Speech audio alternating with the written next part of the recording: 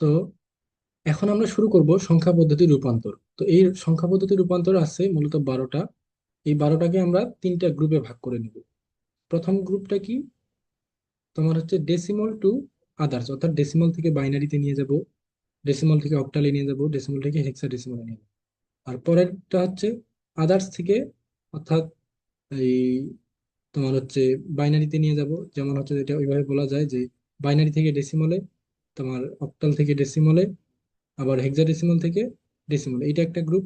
আর তৃতীয় গ্রুপটা হচ্ছে নিজেদের মধ্যে রূপান্তর, অর্থাৎ হেক্সাডেসিমাল টু বাইনারি বা binary two octal, octal two hexadecimal, এইভাবে নিজেদের মধ্যে রূপান্তর, এগুলোকে নিয়ে যাবো। তো প্রথম পদ্ধতিটা কি, ডেসিমাল টু আদার্স। এই ক্ষেত্রে আমাকে কি করতে হবে, ধরো আমি একটা উদাহরণ দিই, 3 to 1.662। হ্যাঁ, তো আমরা কি শিখলাম যে এটা হচ্ছে পূর্ণ অংশ, এটা হচ্ছে ভগ্নাংশ। তো পূর্ণ অংশের ক্ষেত্রে কি করি আমরা, পূর্ণ অংশটাকে তোমার দুই দ্বারা ভাগ করতে হবে, অর্থাৎ দুই দ্বারা না, শুধু ধরো আমি যেই সংখ্যা পদ্ধতি নিয়ে যাব, অর্থাৎ আমি যদি বাইনারিতে নিয়ে যাই তাহলে আমাকে দুই দ্বারা ভিত্তি দিয়ে ভাগ, এক কথায় দুই দ্বারা ভাগ করতে হবে। আমি যদি ধরো অক্টালে নিয়ে যাই তাহলে 8 দ্বারা ভাগ করতে হবে। যদি আমি হেক্সাডেসিমালে নিয়ে যাই তাহলে আমাকে 16 দ্বারা ভাগ করতে হবে। তো এখন আমি প্রথমে পড়বো হচ্ছে তোমার বাইনারিতে নিয়ে যাওয়া। তো বাইনারিতে নিয়ে যাওয়ার ক্ষেত্রে পূর্ণ অংশের ক্ষেত্রে আমাকে দুই দ্বারা ভাগ করতে হচ্ছে। এরপরে কি করব, এরপর ভাগফলকে বাম দিকে ও ভাগশেষকে ডান দিকে বসাতে হবে। ভাগফলের মান শূন্য হলে অঙ্ক শেষ হবে, অঙ্ক শেষ হলে ভাগশেষের মানসমূহ নিচ থেকে উপরের দিকে নিয়ে সাজিয়ে ফলাফল প্রকাশ করতে হবে। এইগুলো হচ্ছে নিয়ম। আর ডেসিমাল টু আদার্স এ ভগ্নাংশের ক্ষেত্রে নিয়ম, এই যে আমার ভগ্নাংশ অংশটা থাকতেছে, এই অংশটা, এটার ক্ষেত্রে কিন্তু ভাগ করতে হবে না, এটার ক্ষেত্রে গুণ করতে হবে। কত দ্বারা গুণ করতে হবে, বেস দ্বারা। আমি যদি বাইনারিতে নিয়ে যাই তাহলে 2 দ্বারা, যদি অক্টালি নিয়ে যাই তাহলে হচ্ছে তোমার 8 দ্বারা, হেক্সাডেসিমালে নিয়ে গেলে তোমার 16 দ্বারা গুণ করতে হবে। এরপরে কি করতে হবে, মান সমূহকে পূর্ণমান ও ভগ্নাংশ দুইটি অংশে লিখতে হবে। হ্যাঁ, এই জিনিসটা ইম্পর্টেন্ট, তোমার পূর্ণাংশ একটা, ভগ্নাংশ, এই দুইটাকে আমি নিয়ে যাব, দুইটা অংশে লিখবো। এটা আসলে উদাহরণটা দেখলে তোমরা ক্লিয়ার হবা। এরপরে কি, ভগ্নাংশের মান শূন্য হলে অঙ্ক শেষ হবে, কিন্তু যদি ভগ্নাংশের মান শূন্য না হয় তবে মনকে 4-5 বার বের করতে হবে। এটা আসলে যত প্র্যাকটিস করবা নিজে নিজেই বুঝে যাবে এগুলো। অঙ্ক শেষ হলে পূর্ণমান সমূহ উপর থেকে নিচ দিকে নিয়ে সাজিয়ে ফলাফল প্রকাশ করতে হবে। তো একটা জিনিস দেখো, আমি পূর্ণ অংশের ক্ষেত্রে নিচ থেকে উপরে যাচ্ছি, আর ভগ্নাংশের ক্ষেত্রে উপর থেকে নিচের দিকে যাব। হ্যাঁ, এই জিনিসটা মনে রাখি, ইম্পর্টেন্ট। এখন একটা উদাহরণ দেখো, যে 79.527, এটাকে আমি তোমার ডেসিমাল থেকে বাইনারিতে নিয়ে যাব। তো পূর্ণ অংশ 79, এটাকে কি করতে হবে, আমাকে 2 দ্বারা ভাগ করতে হবে। 2 দ্বারা ভাগ করলে কি হচ্ছে, 79কে আমি যদি 2 দ্বারা ভাগ করি তাহলে আসলে এই 39 হচ্ছে, 39 × 2 = 78, আর হচ্ছে তোমার ভাগশেষ থাকতেছে 1। এই যে ভাগফলটাকে লিখলাম এখানে, আর ভাগশেষটাকে লিখলাম এখানে, অর্থাৎ এইভাবে দুইটা, 2 ভাগ 79, তাহলে হচ্ছে তোমার এখানে 39.78, ভাগশেষ হচ্ছে 1। হ্যাঁ, এই যে ভাগফল লিখলাম হচ্ছে বাম দিকে, ভাগশেষ লিখলাম হচ্ছে ডান দিকে। এইভাবে 39কে আমি যদি আবার 2 দ্বারা ভাগ করি তাহলে হবে হচ্ছে 18, ভাগফল, ভাগশেষ হবে 1। কারণ 18 দুগুণা হচ্ছে তোমার 38, সরি 18 না, 19, 19 দুগুণা হচ্ছে তোমার, এটা লিখা 19 দুগুণা, এখানে হবে 19, 19, 19 দুগুণা 38, আর ভাগশেষ থাকতেছে 1। আবার 19কে আমি যদি 2 দ্বারা ভাগ করি তাহলে হচ্ছে 9 দুগুণা 18, আর তোমার হচ্ছে তোমার ভাগশেষ তাহলে থাকতেছে হচ্ছে 1।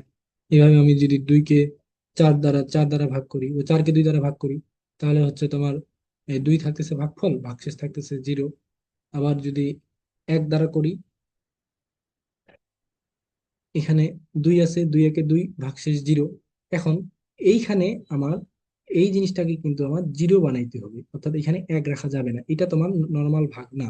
নর্মাল এটা জিনিসটা এমন হচ্ছে যে 2, দেখো,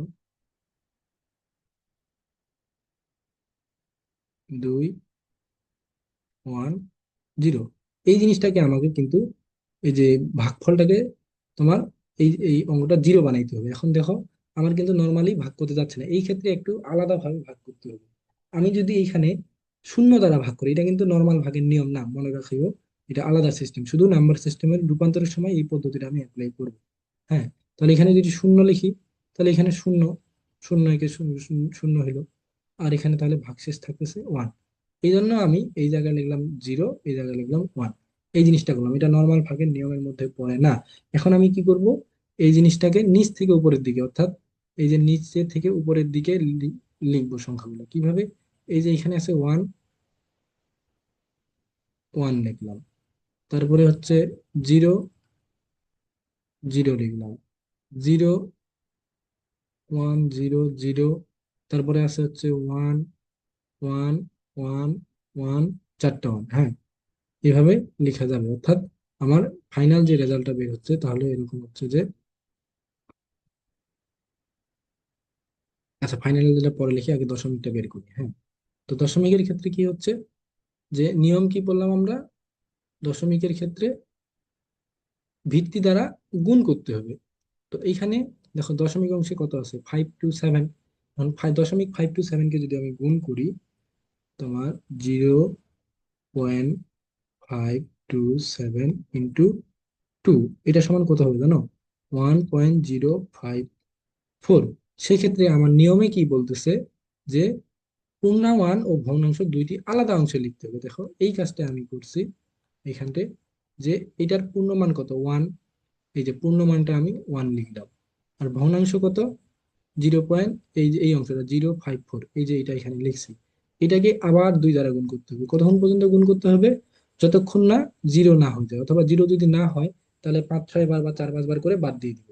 তারপরে জিরো, 0.054, এটাকে যদি আমি দুই দ্বারা গুণ করি, তাহলে আসতেছে 0.108, এটা আসতেছে। আর এখানে কিন্তু পূর্ণমান যেহেতু নাই, অর্থাৎ কিছু নাই, তাহলে এটা জিরো আছে, এটা লিখলাম। আবার যদি তুমি এই এই জিনিসটাকে দুই দ্বারা গুণ করো, তাহলে 0.216 হইলো। এটাকে তোমার টু দ্বারা গুণ করলে আবার 0.432, আবার টু দ্বারা গুণ করলে এইভাবে আসতেইছে। তো এখানে কিন্তু জিরো, জিরো, জিরো আসতেইছে, এটা তোমার শেষ হচ্ছে না, এটা আরো তুমি করতেই থাকো, বাড়তেই থাকবে। তো আমার এত কিছু দরকার নাই। তো আমি এখন এটাকে, আমরা দেখো দেখো এই জিনিসটা দেখো, আমি এটা নিচ থেকে উপরের দিকে লিখলাম, এটা লিখবো উপর থেকে নিচের দিকে নিয়ে যাব, অর্থাৎ এই যে দেখো, এই যে এখানে আছে ওয়ান, ওয়ান লিখছি, zero, zero, zero, zero, zero, নিচের দিকে আসতেইছে। তো ফাইনালি আমার কি দাঁড়াচ্ছে, যে আমি যেটা এখন লিখতে পারি, যে তোমার 79527, এই যে এইখানে এইভাবে 10 দিয়ে বোঝানো কিন্তু দেওয়ার গুরুত্ব কারণ আছে, কারণ এটা কোন সংখ্যা পদ্ধতি, এই জিনিসটা কিন্তু হেক্সাডেসিমালও হয়, অক্টালেও হয়। তো এইটা বোঝানোর জন্য এখানে 10টা ভিত্তিটা লিখে দিয়ে রাখতে হবে। এতদিন আমরা লিখতাম না, কারণ আমরা একটা অঙ্ক নিয়েই কাজ করতাম, একটা পদ্ধতি নিয়ে। এখন কিন্তু লিখে দিতে হবে। তাহলে রেজাল্ট কি হচ্ছে আমার, 1001111 দশমিক, এই যে ওয়ান, ওয়ান লিখলাম, জিরো, জিরো, জিরো, জিরো, চারটা zero, zero, zero, zero, zero, চারটা জিরো লিখলাম। সরি, এখানে দশমিক না বলে এটাকে রেডিক্স পয়েন্ট বলতে হবে। তাহলে ভিত্তি বসাই দিলাম, আমার ফাইনাল রেজাল্ট কত আসলো, 79.527-এর বাইনারি রূপ হচ্ছে এইটা। খুব সহজ না ব্যাপারটা? এইভাবেই আমার অন্যান্য ক্ষেত্র একইভাবে করতে হবে। তো আজ এই পর্যন্তই, পরবর্তীতে বাকিগুলো দেখা